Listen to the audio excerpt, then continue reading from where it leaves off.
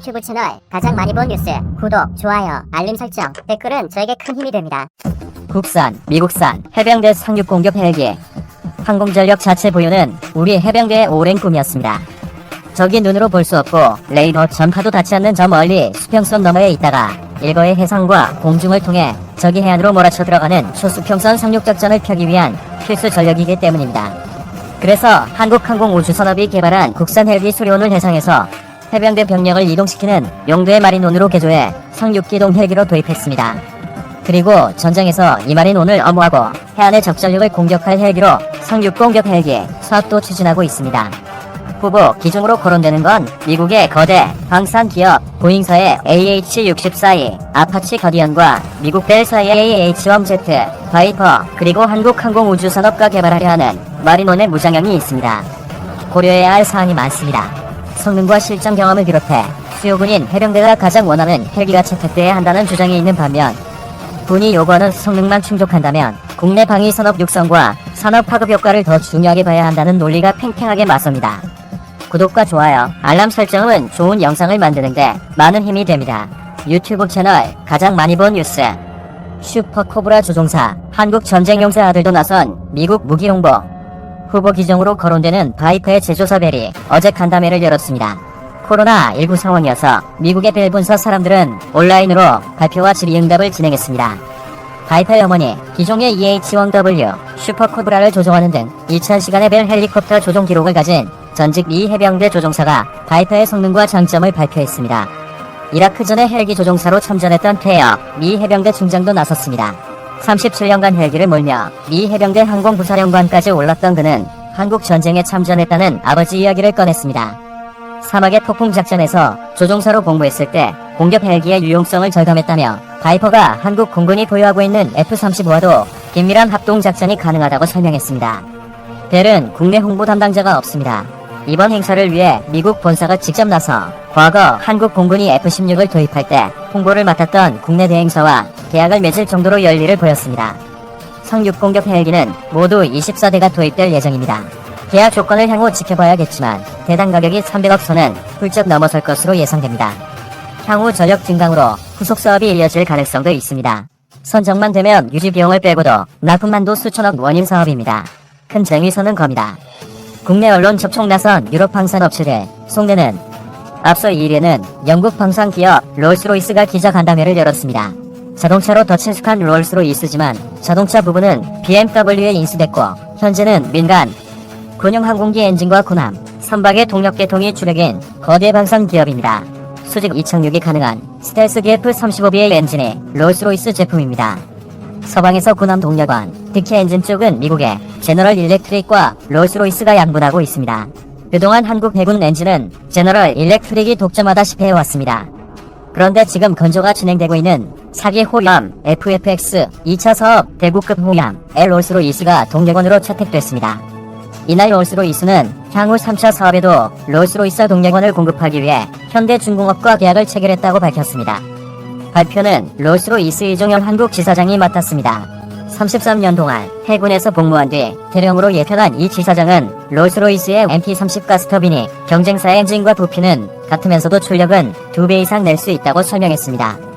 공간이 한정된 군함에서 기존에 가스터빈 엔진 2개가 필요했다면 자사 엔진은 하나만 놔도 같은 출력을 낼 수 있다는 겁니다. FFX 2차 사업은 모두 8대의 군함을 건조합니다. 3차 사업은 6대가 예정돼 있습니다. 총 사업비가 2차는 3조 2천억 원, 3차는 2조 6천억 원에 이르는 초대형 사업입니다. 한국 해군은 한국형 차기 구축함 KDDX 사업도 진행하고 있습니다. 총 사업비 7조 원으로 6척을 건조할 예정입니다. 한 척 건조에만 2조 원이 들 거라는 경항모 보유도 추진 중입니다. 방산업체들로서는 한국 군함들의 줄줄이 핵심 동력원을 납품할 기회가 열린 셈입니다. 현재 세계적으로 군함을 이렇게 만들어내는 나라는 많지 않습니다. 중국과 동남아, 한국, 일본 정도뿐입니다. 게다가 조선, 강국, 한국은 해외 군함을 대거 수출하고 있습니다. 필리핀과 태국, 뉴질랜드, 영국, 노르웨이 등이 한국 조선소에 군함 건조를 맡겼습니다. 방산업체의 입장에서는 한국 해군의 동력원을 납품하면 이를 실적 삼아 한국 군함을 사간 나라에도 수출기를 뚫을 수 있는 겁니다. 해외 기업들의 한국을 향한 러브콜 이뿐만이 아닙니다. 독일과 스웨덴이 합작한 미사일 제조사 타우러스 시스템즈도 최근 한국 언론에 장거리 공대지 미사일을 한국과 공동 개발하고 싶다는 의사를 밝혔습니다. 현재 한국 공군은 타우러스 350K를 이미 운용하고 있습니다. 이보다 조금 작은 타우러스 350K를 개발해 한국 항공우주산업과 만드는 경공격기 FA-50에 장착하겠다는 겁니다. 이렇게 되면 이보다 덩치가 큰 한국형 차세대 전투기 KF-X에도 달 수 있습니다. FA-50은 이미 중소국가들에 수출되고 있고 KF-X도 변수는 있지만 우리 공군과 함께 인도네시아 공군이 운영할 예정으로 수출까지 염두에 두고 있습니다. 350K가 개발만 되면 향후 이글 전투기가 수출될 때 패키지로 묶어 수출할 수 있다는 계산입니다. 고객님이지만 내 거인 듯 내 거지만 내 거 아닌 매력적인 한국 시장을 놓고 거대 방산 업체들이 달려들고 있지만 사실 큰 돈 주고 무기는 사면서도 큰 소리 못 치는 경우가 허다합니다. 한국 공군이 F-35A를 도입하는 대가로 록히드 마틴은 엘사 레이더 등 핵심 기술을 이전해주는 한편 군 통신 위성도 제공하기로 약속했습니다. 하지만 이후 엘사 레이더 기술은 이전을 거부해 국내에서 개발에 나섰고 군 통신 위성은 차일피일 몇 번을 미루며 속을 태우다 유럽제 통신 위성을 구매해 우리에게 제공했습니다. 당시 7조 원이 넘는 돈을 록히드 마틴에 갖다주면서 을도 못되고 봉이 됐다는 비판이 터져나왔습니다. 미국은 우리 공군 F-15K에 장착하는 센서인 타이거 아이의 봉인을 훼손했다고 강도 높은 조사를 벌이기도 했습니다.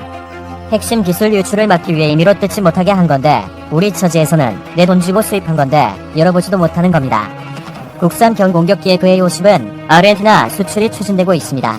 그런데 여기에 비상탈출 좌석을 공급한 영국이 제동을 걸었습니다. 포틀랜드를 놓고 전쟁을 벌인 나라에 자국 장비가 들어가는 걸 허락할 수 없다는 겁니다. 내 돈 주고 사와서 내가 만드는 비행기에 달았는데 전체 가격에서 비중이 적은 부품 몇 개 때문에 수출 사업 전체가 어려움을 겪는 겁니다. 이 사례들을 두고 우리가 협상을 잘못했다고 단언할 수 있을까요? 그렇지 않습니다. F-35의 2도, 타이거 아이도, 영국제 탈출 좌석도 딱히 대안이 없는 상황이었습니다. 최첨단 무기이면서 검증됐고 우리 기존 장비와 호환이 돼야 하고 따지게 한둘이 아닌데 이것저것 충족하다 보면 그거 아니면 살 게 없는 게 되니 내 돈 갖다 주면서도 제발 팔아달라고 흡수하는 꼴입니다. 전력 증가, 방위 산업 육성 기회 삼아야. 하지만 상륙 공격 헬기나 해군 함정의 동력원 결정, 장거리 공대지, 미사일 개발 사업은 양상이 다릅니다. 우리가 경쟁을 붙일 수 있는 구도가 됐습니다.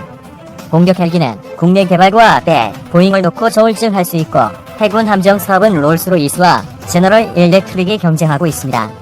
장거리 공대지 미사일은 국내 업체 라이진 X1이 KF-X에 장착하는 걸 목적으로 이미 탐색 개발에 들어간 상태입니다.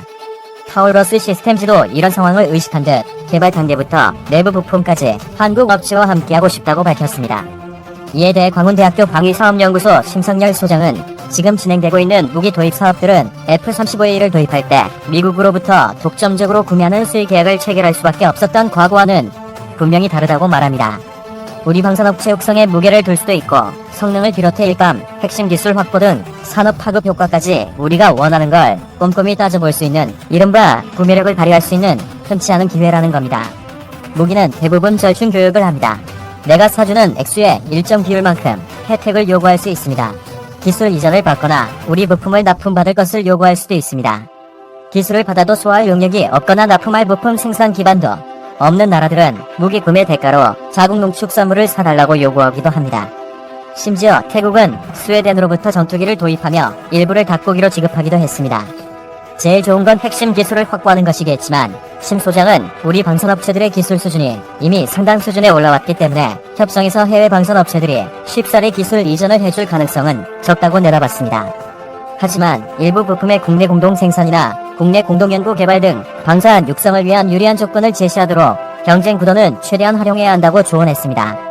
국내 업체들의 제조 능력이나 생산 관리가 세계 최고 수준인 만큼 일단 국내 물량부터 시작해 향후 거대 방산 업체들의 글로벌 공급망에 들어가게 되면 노하우 축적은 물론 일감까지 확보하는 기회로 만들 수 있다는 겁니다.